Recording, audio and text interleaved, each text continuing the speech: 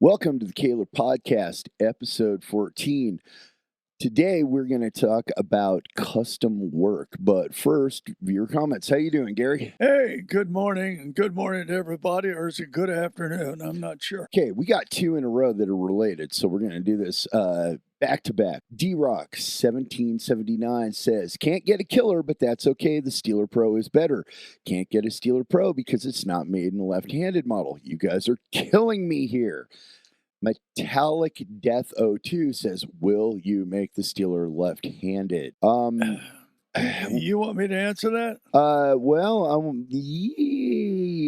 I'm the one that makes stuff around here. That's very true. It's all your fault. Yeah, it's all my fault, and I'm left-handed. Do we have plates we can make them a left-handed. Yeah, okay, so we've got plates that are not hardened yet. But it's a custom job, and it takes extra work.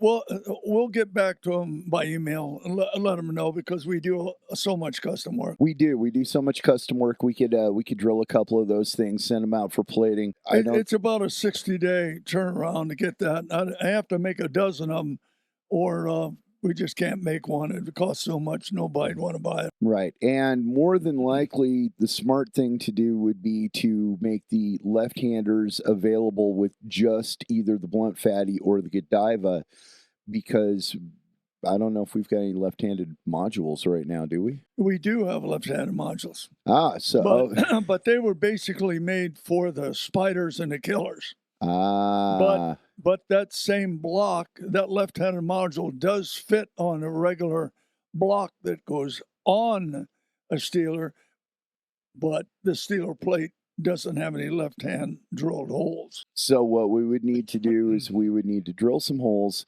and then we need to harden the plate, and then we need to send it out for plating. I'll see what I can put together. What I'm thinking is that we should... That's dangerous, what you're thinking. Can you smell the smoke coming out of my ears? I think so. The headphones are keeping it in. Yes. It's my thought that it would be better to only do those lefties in the Godiva or the blunt fatty, because that way you get the ability to choose your block size. Definitely contact us, sales@kahlerusa.com, and we will figure that out, because we do custom stuff all the time. So you know what, we're pretty good way into our pilot run, so I think we can probably do some stuff, right? Metallic Death 02. That's a heavy metal deal there. Well, You know what it looks like to me? It looks like a combination of Metallica and Megadeth. I know. I see that. Yeah, which... well, congratulations. That's a pretty clever lead line there. Well, and it's Dave Mustaine was in both bands, so there we go. Okay. Greg Kierton 9598 says, I acknowledge your statement about the Steeler Professional being better than the Killer.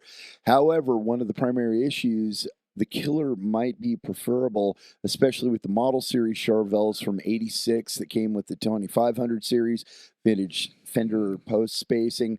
The Killer being a drop-in upgrade, or at least doesn't require a fill-in drill for modern post spacing. That is one item that I suspect will make the Killer continually sought after. Not sure how much trouble it would be to make a Steeler Professional with vintage spacing. I suspect this might take a major redesign for the plate. Boy, would it ever, and that's never going to happen. Well, right? It's a very intelligent dude here. I mean... yeah. What he says is 100% right. 100%. I want to tell you, I thank Greg for that. The replacement of 2500 is going to be hard to find, and he's absolutely right. Yeah. The Killer is the one for that. Snatch them up while you can. Yep. I think that's the story. The spacing on the 2500 and the Killer are the same, which is the fender drive. With the Steeler, we're never redesigning that plate so it'll fit the fender drive. Can't do that. That's just not going to happen. No. So, however, we have another bridge that was designed around here that, oh my, when we get the capital to bring that forward, we'll do it. I didn't think you were going to talk about that. We're not going to talk about that, but it's in the future and we're working on it. But doggone, this R&D stuff, this takes a lot of money. Yeah, it really does. It's too bad it's so much fun. Well, it's so much fun, and unfortunately, I have to pay you. So I know. Isn't that terrible? as I said before, I am very expensive. Oh, boy. HOLOCULT says, man, I love you guys. Great show. Once again, Gary is an international treasure. I wish more American manufacturers could have that vibe that Kahler International has. Sadly, I do think a lot of people have lost faith in some American makers, mostly big makers. Business is business, I guess. I agree 100% with keeping people in North America working and making a good living. Don't forget about us Canadians, Gary. See you guys next weekend. You know, Eddie, we're getting a lot of emails like this. Yeah. I mean, we really are. Big percentage of what we get is about this. And it's not surprising to me because in our industry, we just got to realize what we really get from our own OEMs and the rest of it. And I'm in a position I can't make any comments about that. Since today's podcast is going to be about custom work and all this, you're going to see some things that nobody else is going to do. And we do that here. Yeah, it's kind of expensive, but if you want something special, you're right about American manufacturers, and it's up to you to make those judgments on what you buy and what you want in regards to your budget. And in defense of the OEMs, I have to say that they're trying to make budgets, trying to make price points, trying to make, because they can't be in the ultimate custom business without selling mainline lines, which they have. And that goes for all the major OEMs. And I appreciate that. Now, I will say this just because it ties in so beautifully with him saying, sadly, I do think a lot of people have lost faith in some American makers, mostly the big ones, and him being Canadian. Glenn Fricker bought a special Gibson Dave Mustaine V for just a screaming ton of money. And when he got it, he just picked that paint job apart because it was terrible. Well, I want to be careful about talking stuff like that. Okay. The simple reason is it's their business. That is true. That is not our business. All I'm doing is repeating what he said that is public knowledge. Yeah, but it comes from you. And because they may not even know this other guy. All I'm saying to that, we got great respect for American manufacturers. At least they're still making stuff in Nashville and in California and wherever else the stuff is made. More power to them and what they're doing. I just wish that we could sell more stuff OEM, but American wages are up. American cost of living is up. Everything is up. We're in a political climate right now that is very unusual. Darn it, we got to kind of ride the fence on that because we're interested in all people, not just one side or the other. That Gibson Explorer right there, boy, I haven't been able to put that thing down since I resurrected it, and I do not care that finish has a lot of I think you've had that damn thing for 100 years, so probably that's what your problem is. I mean, I don't know. It couldn't possibly be love, could it? Well, I do love that guitar, but you know what? I've only had it for maybe about a year, right? Oh, my God. Right around the time that you and I started talking, somebody said that they were going to fix it all up on one of the Kahler fan pages on Facebook, and I asked them if they were like in love with it or if they were just going to fix it up because I could use it. So they sold it to me for a very, very fair price. Well, there we go. You took advantage of him because he probably loved it. Well, he said he didn't love it. He said, he didn't? No, all right. No, he said it was Well, we got it now and we'll love it. How's that? Oh, I love it already. We love Gibson. There you go. No, absolutely. And we're going to have something special for Gibson very soon. Because we really care, right? Well, yeah. And that's not a joke. I mean, we really, really do. Remember, Gibson actually put me in business in the 80s. Kalamazoo. Oh, my. Well, I'm only in my second stage now. Second stage. Forgive me, please. At Vegas Guitars says another solid gold Kahler knowledge extravaganza. Thanks, guys. Looking forward to the next episode. I wonder if he's referring to that gold guy in the games that you dropped. Oh, good Lord. I'm sorry. We don't have those long fingers on the gold and stuff. But we're talking to them about making us a double neck, but I need to give them the specs and God, I don't know. Do you know how to do that? You know what? I'll fake it till I make it. Oh, I see. Whatever it is, there's a shout to Neil and Susie. Yeah, and you know what? We'll have to get that going with them real soon. Angel Supremacy 123 says, I feel like the Discord thing is a great idea.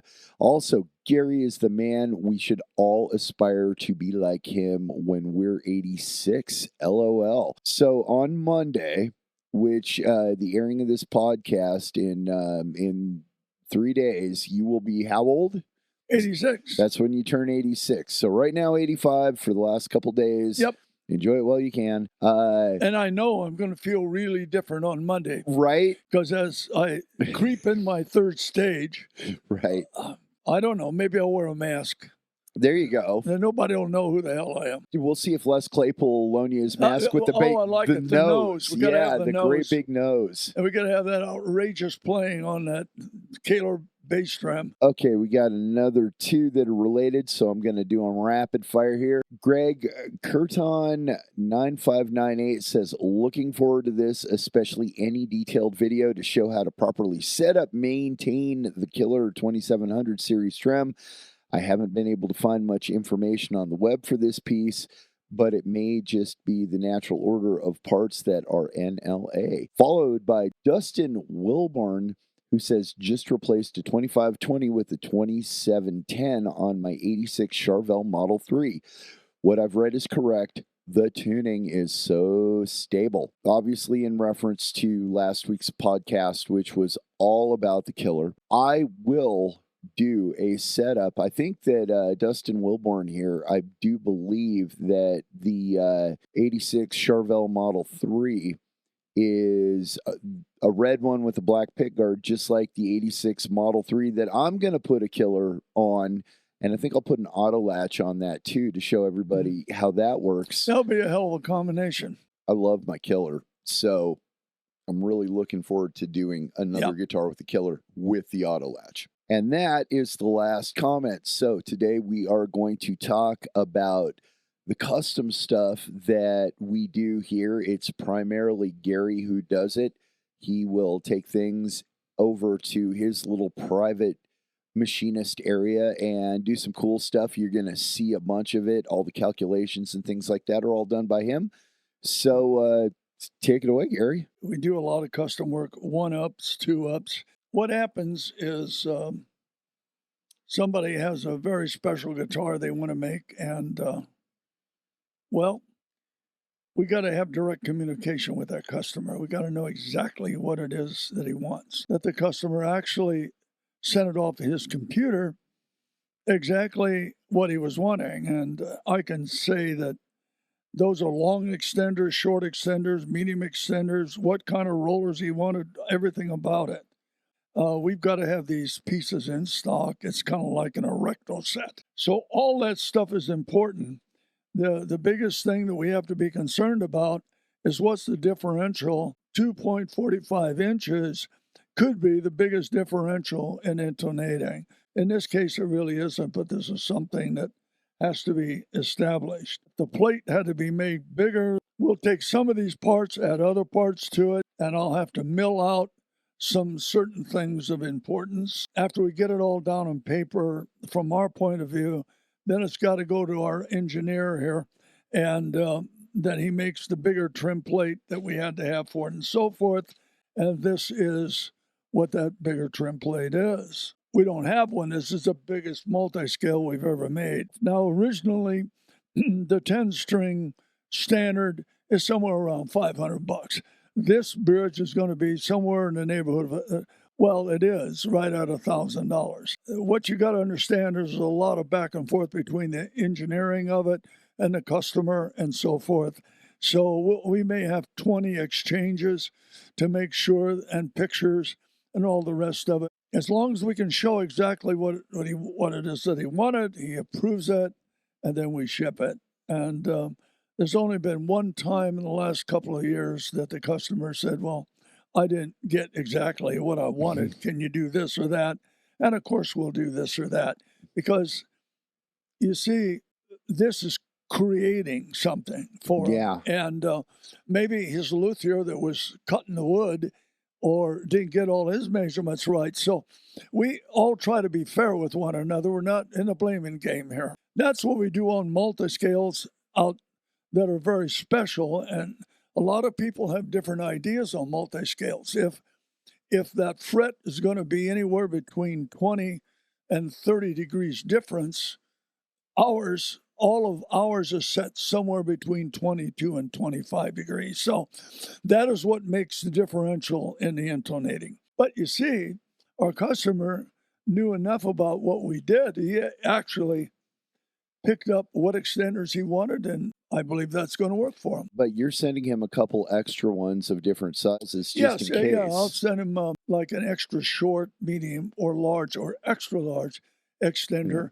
And then if that doesn't work perfectly, what we put together and the best calculations we can do, he can make those exchanges in the field, and then he'll send me back what he doesn't use. Right, and then what he sends you back, he gets credited back for. Yeah, of course. And we'll bill that little package out to him and say, just return whatever you don't use, and maybe it's $100 worth of extra parts. I don't care what extra parts he sends back. We're not going to keep track of everything. Right. But if I send him 10 extra parts, then I'll get 10 extra parts back.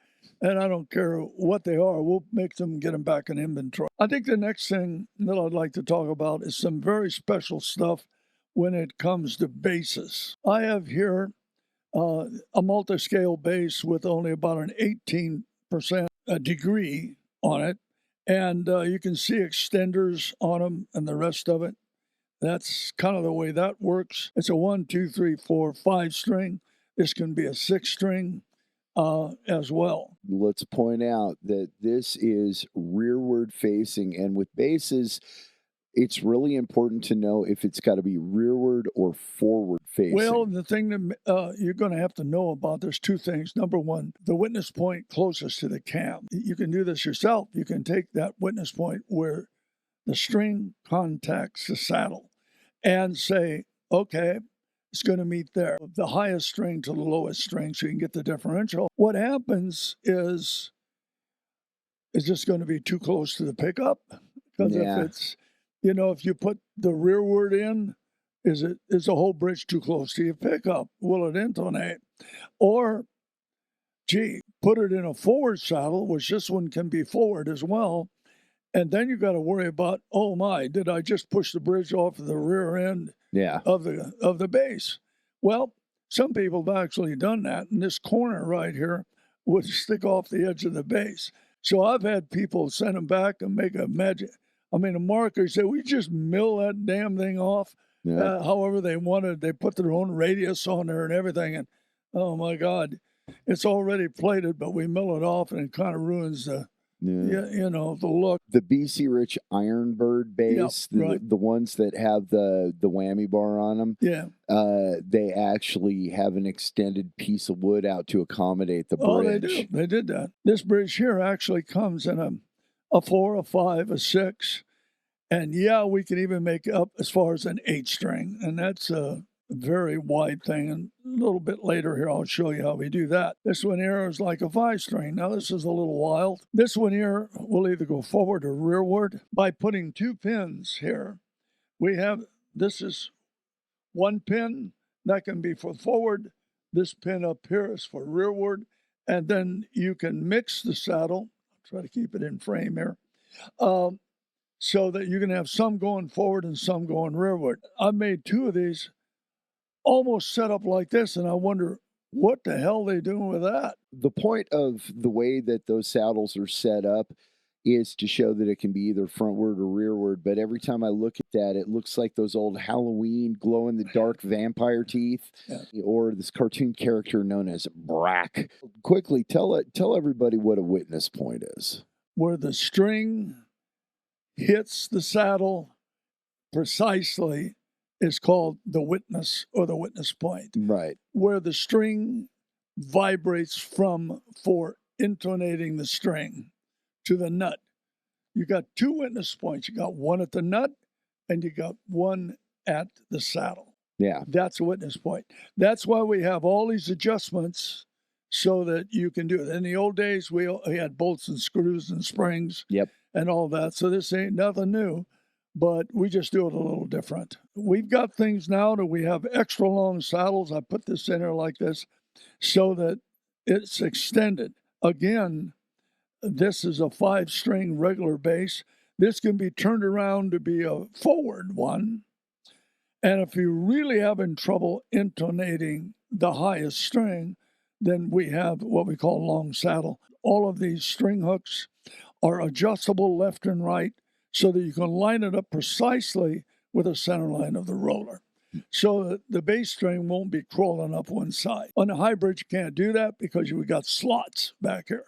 This costs about another $60 in the rear end, so you can line it up for intonating purposes. This one here is a 4-string. This one is the 5-string. The 4-string, the 5-string, and a 6-string. Obviously, we can't put 6 strings on this because we know, and I'm going to tell you what this is for if you haven't already guessed.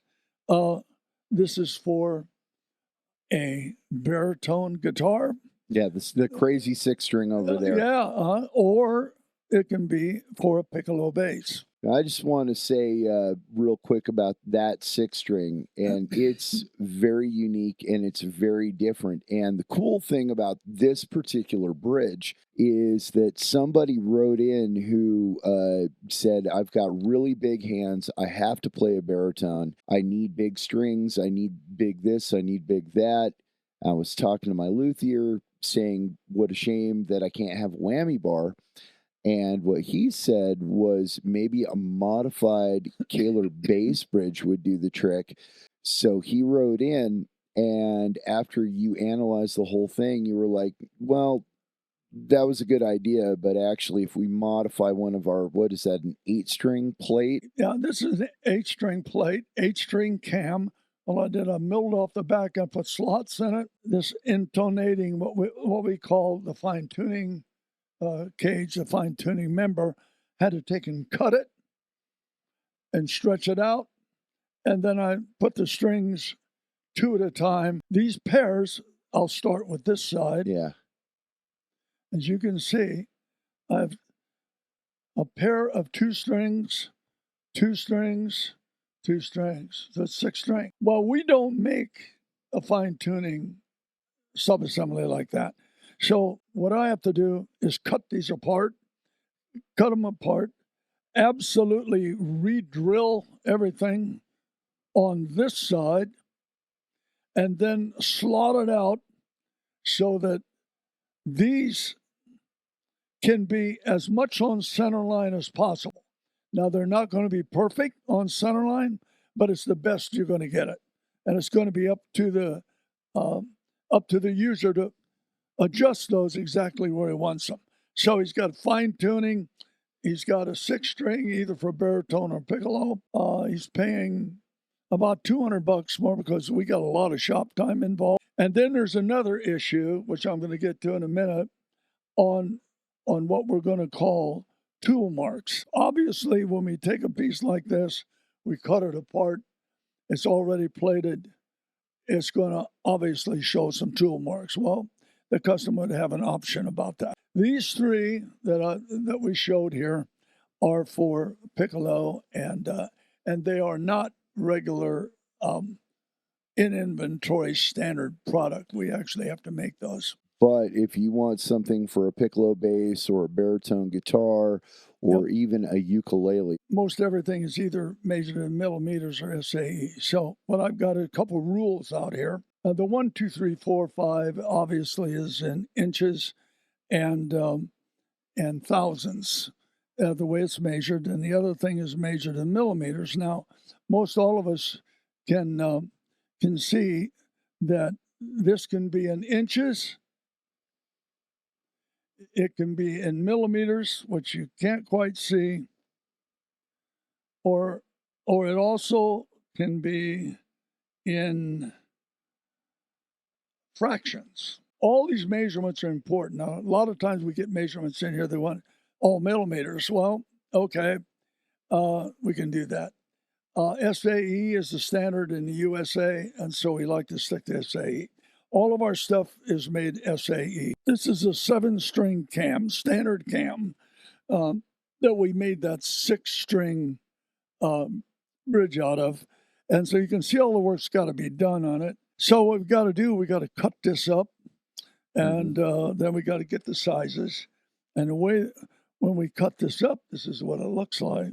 We can take this piece right here, and we'll just cut the hell out of it, whatever we want with a diamond saw. So we get a little piece like that. Now this little piece can go on its own rod so that it can be adjustable left or right, however you want it. But we got to put 2 strings at a time because it isn't stable enough with 1 string at a time. Not until we develop a dovetail, like for the bass. We don't want to talk about that too much. I can talk about it. We already know what we're going to do there. See, these are all movable, and they're all on a dovetail, which you can't. There you go, right there. See that little dovetail right there? Now, if we do this on the 6 strings, what's going to happen is that we can, each one of these little string is going to be its independent module that you're going to be able to move anywhere you want. Now, that's a very expensive R&D effort. I've been working on that for years, but we actually have all the prints and everything. But that is something that's going to be come out in the future. But this is the best we got right now to help anyone that wants something very special. If you want a very special bridge, first of all, we can mill it, we can make it, we can do that. But when we do that, we are going to have machine marks. Now, you can't see them all here, but you darn well can see that. Well, you can even see where this one was cut. If you want it to be absolutely cosmetically perfect, so you can even see some scratches on this. Well, we haven't done anything to that. That has not been stripped and replated. So none of this here has. But if you want it perfect, this is what we got to do. We got to strip everything that's off of this plate, off of that, and then we've got to replate it. It's got to be completely disassembled. The bearings have to be taken out, or we ruin them. The clutches have to be taken out. That's what we're going to do. That's up to the customer what he wants to do. That's about an additional $200. And you've seen the bills. Oh, yeah. So can they save $200 if they don't mind the marks? Yeah, if you don't mind the machine marks, and there's going to be a few, it'll save you a couple $100. But you got to understand, the plating people are not ripping us off here, because I own a plating company for over 25 years. Yeah. I will tell you, this is a real pain in the ass here. I mean, it really is. You get one, you got to go in, you got to set your rectifiers, you got to have a special rack, you got to wire it a certain way, and then you got to go strip it first and take everything off it. You got to polish it up, and then you put it back in a plating tank, and it's got to have nickel. In some cases, it's got to have a copper strike, and then it's got to go to nickel, and then finally it's either going to go to bright chrome, black chrome, or gold. So a lot of people just don't realize that. But if you saw this process, you'd say, my God, I don't even know how they can do it for $100 or $200. So most plating companies will have a $200 or $300 minimum on a special project. So every time we do this, we're paying at least $200 minimum. And believe me, we do a hell of a lot of plating with this outfit.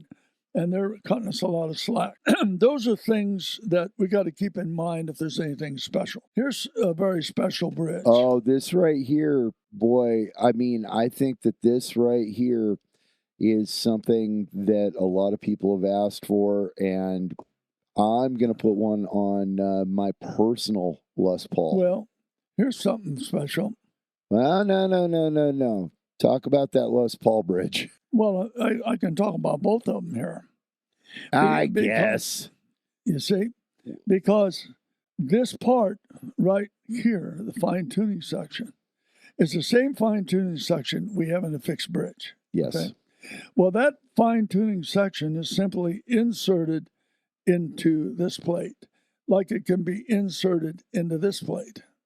I just don't have one in there right now. Well, so you can have both a standard tuning as well as a multi-scale tuning. This is something that I want to point out about this in particular. That fixed bridge right there will go onto a Gibson, and you don't have to do any routing. You don't have to do anything like that. It's completely and totally reversible. And I am going to put one of those on my Gibson Les Paul that I do everything I can to keep exactly the way it is. And the only reason that I'm putting it on there is because it is reversible. Yep. However, that special little area right there, you can pull that fixed bridge part out and put a cam in if you want to do routing. Yeah, let me explain that. If we're looking at the customer and we have tremendous communication with end users today, I mean, due to the internet and emails and computers, all that stuff, this system, you could buy a plain piece fixed.